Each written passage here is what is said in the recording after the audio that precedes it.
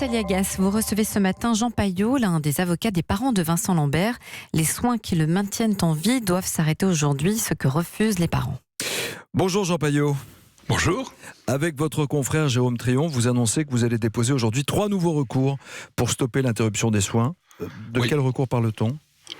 Vous savez que le Comité international pour les droits des personnes handicapées a demandé des mesures provisoires et que ces mesures provisoires consistent dans le maintien de l'alimentation et de l'hydratation de Vincent Lambert, le temps que ce comité de l'ONU puisse statuer sur le dossier de cette personne.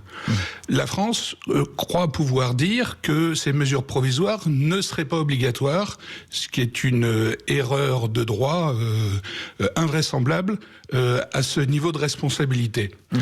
Nous allons donc saisir un certain nombre de juridictions pour faire valoir que ces mesures provisoires sont effectivement obligatoires et que parce qu'elles ne sont pas contraignantes directement, eh bien, les juridictions françaises ont le devoir de les déclarer contraignantes à l'État français.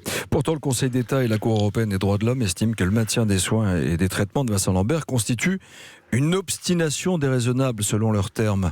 Alors, c'est pas tout à fait exact, mais on va pas chipoter. Ouais. Ce qui est important, c'est qu'en réalité, les experts judiciaires, qui sont des médecins, ont également dit en novembre 1918 que le traitement de Vincent Lambert ne relève pas de l'obstination déraisonnable. Et donc, si le Conseil d'État a estimé qu'il y avait quand même une obstination déraisonnable, c'est pas pour des motifs médicaux. La problématique est donc que, ayant saisi ce comité de l'ONU, il n'y a aujourd'hui absolument aucune urgence à ce qu'on cesse ces traitements. Ils peuvent donc parfaitement être encore mis en œuvre pendant ce délai de 6 mois demandé par ce comité de l'ONU, et Vincent Lambert n'en tirera absolument aucune problématique en ce qui le concerne. Et donc cette mesure de précaution est absolument indispensable. Et c'est la raison pour laquelle nous sommes en train de nous battre depuis une semaine pour faire en sorte que ces mesures provisoires deviennent contraignantes pour l'État français. Vous êtes l'avocat de la famille de Vincent Lambert, Jean Paillot, et vous visez aussi le médecin qui dirige le service des soins palliatifs du CHU de Reims. Oui, puisque on est en présence d'une décision de mesure provisoire qui est obligatoire pour la France et que si la France ne respecte pas, celle-ci sera condamnée pour violation des droits de l'homme. Cette obligation s'impose également aux médecins, ce qui signifie que la décision du Conseil d'État qui a effectivement validé la décision du médecin d'arrêter ce traitement n'est pas encore définitive et que celui-ci manque à ce jour de base juridique définitive. Donc, il met en jeu sa responsabilité pénale et sa responsabilité déontologique. Et ce sont celles-ci que nous allons chercher aujourd'hui pour lui faire comprendre que si le docteur Sanchez continue à se croire soutenu par le ministère de la Santé, en réalité, il n'en sera rien quand il sera sur le box des accusés. Et là, il sera tout seul. Et là, il se rendra compte qu'en réalité, il a été l'instrument d'un mensonge d'État parce que cette affaire, malheureusement, n'est pas une affaire seulement médicale ou judiciaire, c'est aussi et avant tout devenu une affaire politique. Oui, on a entendu les politiques, on est en pleine élection européenne aussi, donc tout le monde a un avis sur cette affaire qui n'est pas nouvelle. Mais là, vous considérez vraiment, maître, que la France ne respecte pas le droit, puisque le Conseil d'État, c'est le droit d'une façon ou d'une autre. Vous considérez vraiment que la France ne respecte pas le droit et la justice ? La loi Leonetti pose comme principe qu'un traitement peut être arrêté lorsqu'il relève d'une obstination déraisonnable. Je suis tout à fait d'accord avec ce principe. Mais la loi Leonetti avait été rédigée à l'origine pour les personnes malades et les personnes en fin de vie. Or, le Conseil d'État a interprété cette loi en permettant qu'elle s'applique également aux personnes handicapées. Et c'est là où on n'est plus d'accord. Parce que si vous l'appliquez aux personnes handicapées avec les critères initiaux de la loi, vous arrivez en réalité à une discrimination à l'égard des personnes handicapées. Qu'est-ce qu'on dit dans le cas de Vincent Lambert ?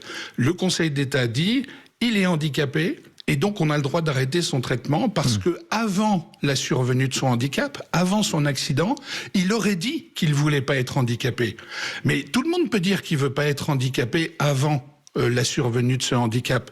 Donc cette question de la volonté, dans son cas, elle est très faiblement rapportée. Et donc la problématique majeure, c'est que la loi Leonetti est interprétée dans un sens qui n'avait pas été initialement approuvé par les députés et par les sénateurs. Vous parlez d'une interprétation, et vous en avez appelé aussi au président Macron, mais puisque vous parlez de la loi Leonetti, qui est le père de la loi de 2005 sur la fin de vie, cette décision est conforme au texte, selon lui, et le président n'a pas à intervenir. Que peut faire le président dans cette affaire ? Mais oui, mais M. Leonetti n'a pas vu le rapport d'expertise de novembre 2018. M. Leonetti ne connaît pas le cas particulier de ce pauvre garçon. Et donc, à partir du moment où on connaît ce dossier de fond, on se rend compte qu'en réalité, il n'y a strictement aucune circonstance médicale qui justifie un arrêt de traitement. C'est la raison pour laquelle nous nous sommes adressés au CIDPH, à ce comité de l'ONU, pour que celui-ci puisse nous dire, avec un regard extérieur à la France, ce qu'il en est, et si la France a une attitude discriminatoire pour les personnes handicapées, ou si au contraire, le droit tel que l'a interprété le Conseil d'État est conforme aux dispositions de la Convention. Mais ça, c'est un travail de relecture extra-nationale qui est indispensable dans une affaire aussi importante. Et comme il n'y a pas d'urgence, appliquons les mesures provisoires. Maître Jean Paillot, Jean-Luc Romero, qui est le président de l'Association pour le droit de mourir dans la dignité, disait hier matin sur l'antenne d'Europe 1 que la loi devait changer pour éviter de nouveaux drames familiaux tels que celui-ci, et faire un peu comme en Belgique, quand il n'y a pas de consigne écrite du patient, avant l'accident par exemple. Là-bas, pour ce genre de décision, il y a un ordre. On demande d'abord au conjoint, si c'est pas possible, on demande aux enfants, et enfin, on demande aux parents. Vous en pensez quoi ? J'en pense que l'euthanasie n'est certainement pas une bonne solution pour résoudre des cas de ce type.